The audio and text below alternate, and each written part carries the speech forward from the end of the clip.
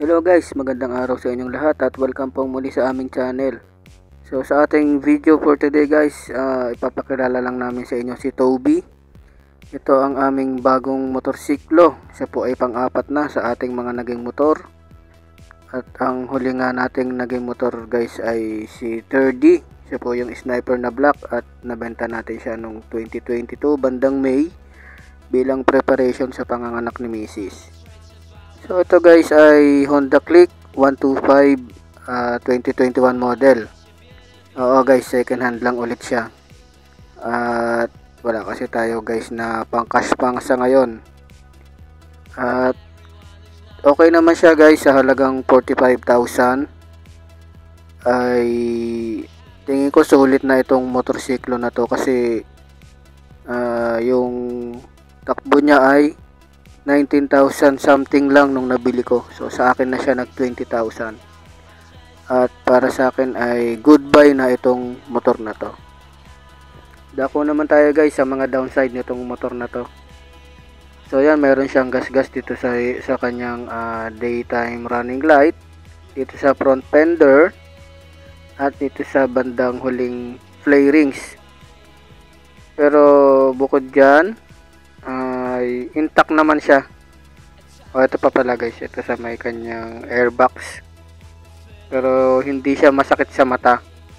Kaya hindi ako nagdalawang isip na bilhin to. Ito, meron pa rin siya dito yung sunburn na tinatawag. At madali lang naman siyang palitan. At ayun yung takbo niya, 20,085. At ang kanyang itsura dito naman sa kabila ay almost brand new. Meron na rin siyang rubber mat. At yung kanyang tambucho guys ay naka-apido na. Bali yung pipe guys ay hindi kasama sa binayaran naming 45k. So bali nagdagdag ako ng 1,000 para dyan sa pipe na yan kasi bagong lagay lang daw siya nung may-ari. So binayaran namin siya ng bukod, umabot din ng 46,000. At yung kanyang mga gulong guys ay makapal pa. Halos may guhit pa nga sa likod. Ito naman yung kanyang headlight na halos wala rin namang gas-gas. At malinaw siya sa gabi guys, masarap siyang gamitin. Ito guys, makwento ko lang no. Hindi namin type yung orange ni Mrs. noon pa. Ang gusto lang talaga namin black, red, or blue. So hindi namin na-expect na magkakaroon kami ng click na kulay orange. At ang ganda pala niya. Ito naman yung kanyang upuan na JRP din. So mayroon siya mga konting kalmot. At bumili na ako guys nitong coolant kasi napansin ko medyo nasa low level na yung coolant nitong si Toby, nitong ating motor. Madali lang naman pala siyang i-refill or i-replenish.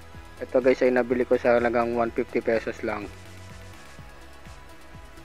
Okay, konting buhos at puno na. So tingin ko matagal ko magagamit itong 150 pesos na to, itong ating coolant.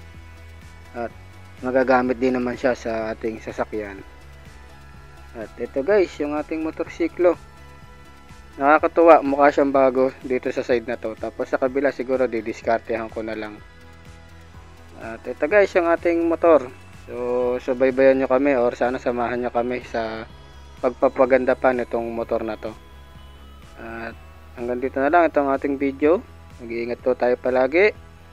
At salamat po sa panonood.